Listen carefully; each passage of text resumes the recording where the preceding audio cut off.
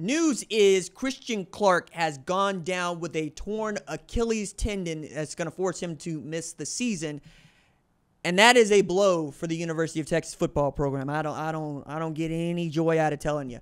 I didn't get any joy out of telling you that C.J. Baxter was lost for the season, because I enjoy watching C.J. Baxter play football, and I was really getting amped about the idea of getting to know Christian Clark on a football field, because this is a guy who's got a frame that was built for wide receiver that probably could have been an outstanding tailback.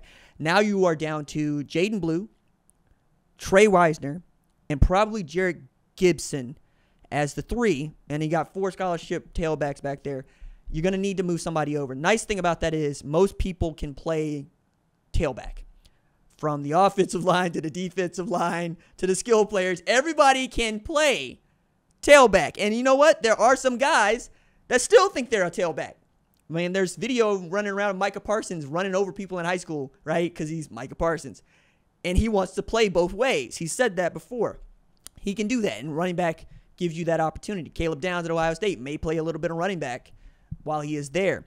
The problem for the University of Texas, and the problem with actually just putting anybody back there to play tailback, is pass pro.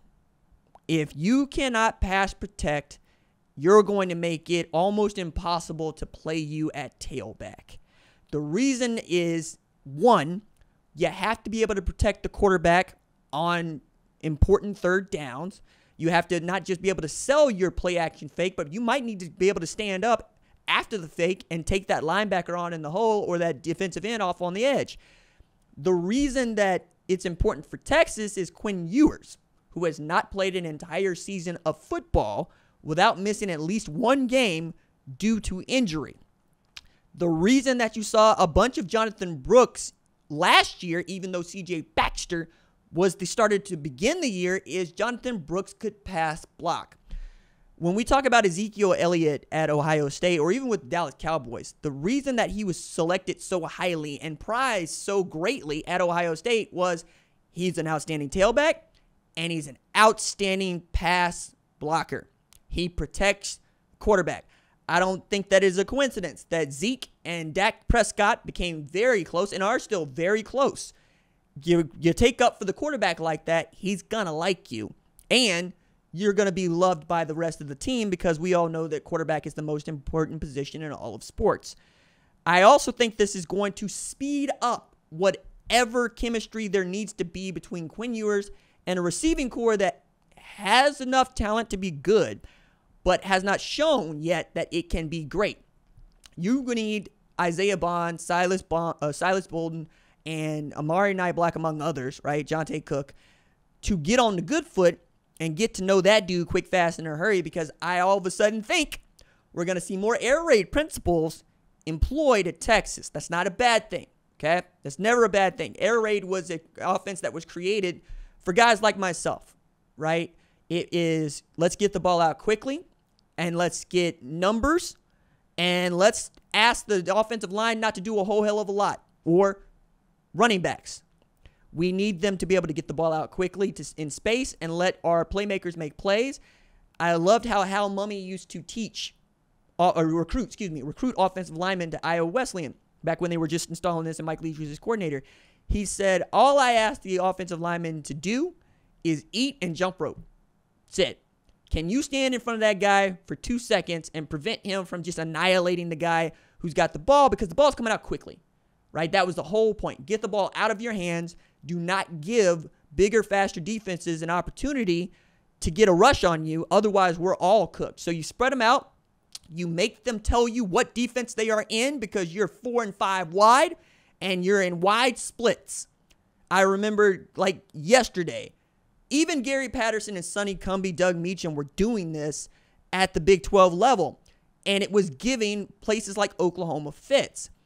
At Texas Christian 2013, 2014, I'm at the game in Fort Worth, and Eric Stryker is still Eric Stryker. For those of you that don't remember, he was an undersized pass rusher who was hell on wheels, okay? The way that they decided to try to take Eric Stryker out of the game was widen the splits of the offensive line. I'm talking 2.5, 3 yards is what it felt like, right? Just enormous. But because they knew that Mike Stoops' defense asked Eric Stryker to line up within a certain distance of the tackle, he would be out on the numbers trying to rush toward the quarterback rather than just tell him move inside, because then you're creating lanes that you don't want to and you can't close them. It was really a deft piece of pre-snap chemistry, pre-snap math that the air raid allows you to employ against really good pass rushing teams. It also means that Quinn might need to change his game too, right? This is a guy who his elite talent, his first round talent is throwing the ball downfield. He is accurate like you read about. Throwing the football downfield, he can drop it in a bucket. You don't need that, and you're not going to use that when you can't get pass blocking done, okay? You're going to get the ball out quickly. You're going to run not just your RPOs, but you're going to run RPO bubbles. You're going to run RPO slants. You're going to run RPO hitches. You're going to do jet motions. You're going to do jet sweeps. You're going to find ways to get north and south rather than get east and west because you just aren't that capable at tailback. So it might be a season where he throws for 4,500 yards and they don't have a 1,000-yard rusher. I don't think that's going to be the case because nobody likes having a 1,000-yard rusher on offense as much as Steve Sarkisian does. Actually prides himself quite a bit on just that trait of having a 1,000-yard back. He likes Bijan Robinson. He likes Najee Harris. He wants Jonathan Brooks, 1,100 yards before he blew out a knee. I'm also looking at the lower leg injuries that these players are sustaining, and I'm thinking that the strength coach is already reevaluating what it is that he has done and why he has done it. I understand that there are people that don't really get into the science of strength and conditioning, but CSCS is Certified Strength and Conditioning Specialist. That was what I was doing after school, right? I wanted to be a strength coach. And the thing that I was made to understand very early in that journey is you're not making people bigger, faster, stronger. They're coming to you that way. Your job is to make sure that they don't get hurt. And if they do, they rehab to a place where they at least get back to the level that they were before they blew out a knee or blew out a shoulder or whatever it might be. It is not you're making a Ferrari faster. Nobody thinks about that. Nobody says that Ferrari needs to have another 600 horsepower. No, it's got 600 horsepower. What it needs is brakes. What it needs is tires that don't wear. What it needs is an oil change on time, okay? These are the things it needs. That's what you're doing as a strength coach. So if you have a bunch of injuries that are in and around knees and in and around ankles, that's about how you're training people, or it can be. It can be. I don't want to lay blame at the strength coach's feet. I just want to say that that's the guy that's probably going, all right, what's going on? Because it's happening to the running back room, not necessarily happening to the wide receiver room.